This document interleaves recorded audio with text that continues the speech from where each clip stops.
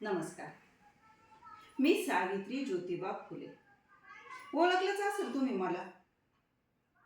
मी काय काय कामं केली बरं. पोरींसाठी पुण्यामध्ये पहिली शाळा सुरू केली. माणसांसाठी पाण्याचा हौद खुला करून दिला हे तुम्हाला माहितीच आहे. आज मी माझ्याविषयी तुम्हाला काहीतरी सांगणार आहे बघा. ध्यान देऊन ऐका बरं. नायगाव माझं माहेर. त्या नायगावच्या खंडोजी निवसे पाटलाची मी पोर.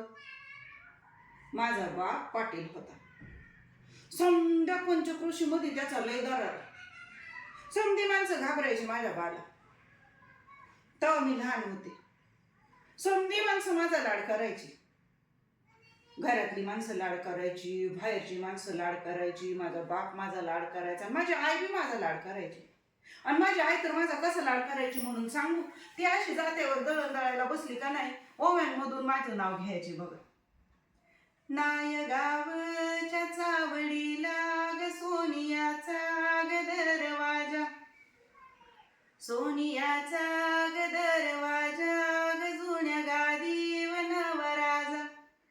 सावित्री लाडाची लेक माझी ग धरी बाप्पाच्या धोतराला, धरी बाप्पाच्या धोतराला ग लेक सोबतीचा तुराला.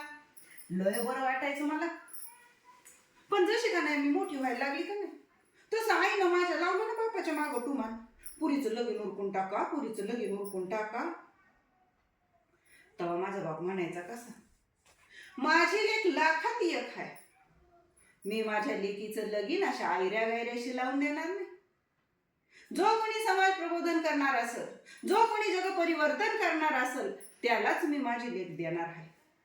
मला काय बी कळत नव्हतं बाबा. मी 9 वर्षाची झाली असेल. माझं लगीन ज्योतिबा फुल्यांशी झालं. लगीन झाल्यावर मी आले ना ह्यांच्या घरला.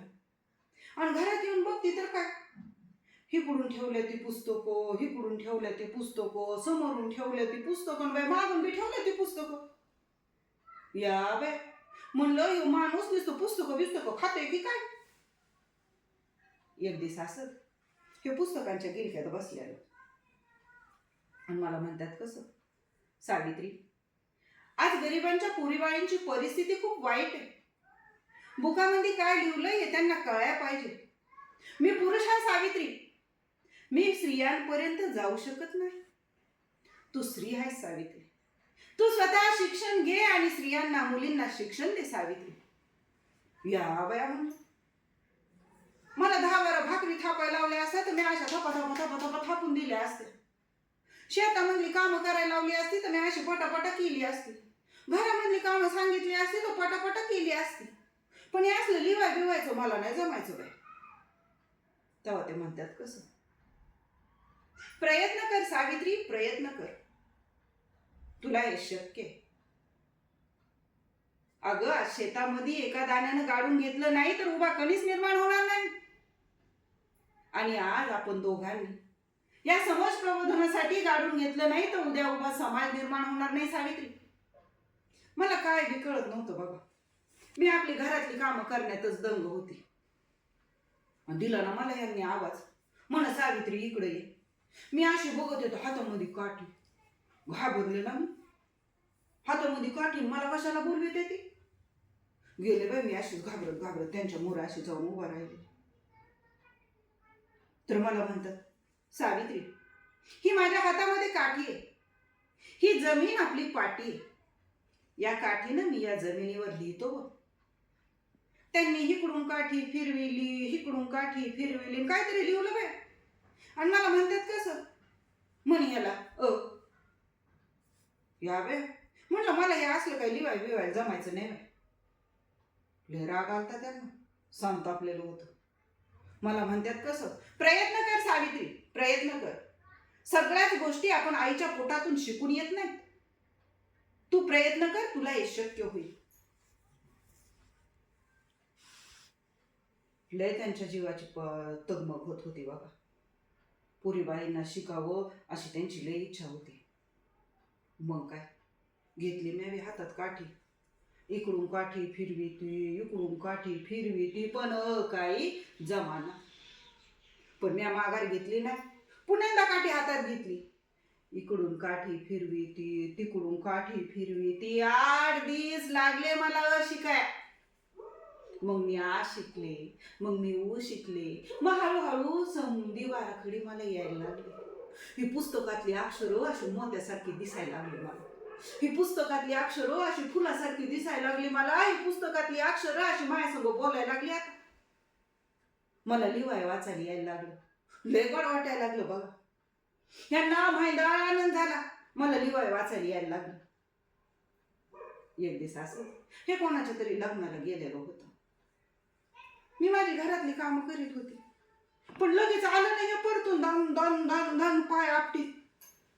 लय संतापलेलं दिसलं मला. मला म्हणतात कसं, नाही नाही ते बोलतात लोक सावित्री, नाही नाही ते बोलतात.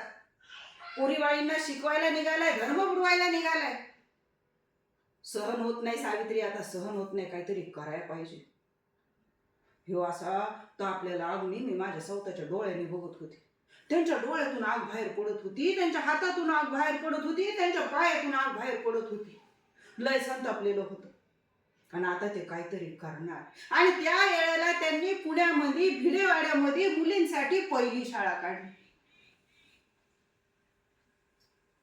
घरोघरी जायला लागलं, माणसांना सांगायला लागलं, पुण्यामध्ये भिडेवाड्यामध्ये पोरींसाठी पहिली शाळा काढली, पोरीबाळींना शाळेत पाठवा, त्यांना शिकवा, बुकामध्ये काय लिहिलंय ते त्यांना येऊ द्या.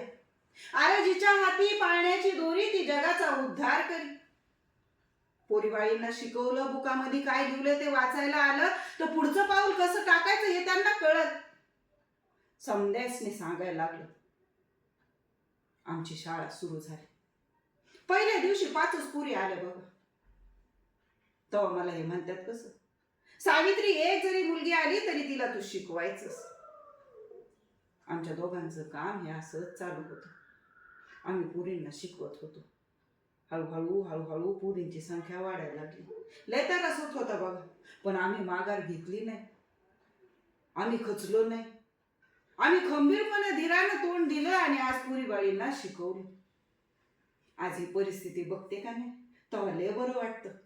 समद्या पुरी आज शाळेमध्ये येऊन शिक्षण घेते, ते समद्या पुरी प्रगती करते. ती आमच्या कामाचं चीज झाल्यासारखं वाटतं बघा. माझी सगळ्यांना एक विनंती आहे, समद्यासनी शिकवा, समद्या पुरीबाळीसनी शिकवा आणि आपल्या भारत देशासाठी काहीतरी करा. आता येते बरं, पुण्यांदा अशीच एखादी गोष्ट घेऊन तुमच्यासाठी येईन. आता येते बरं.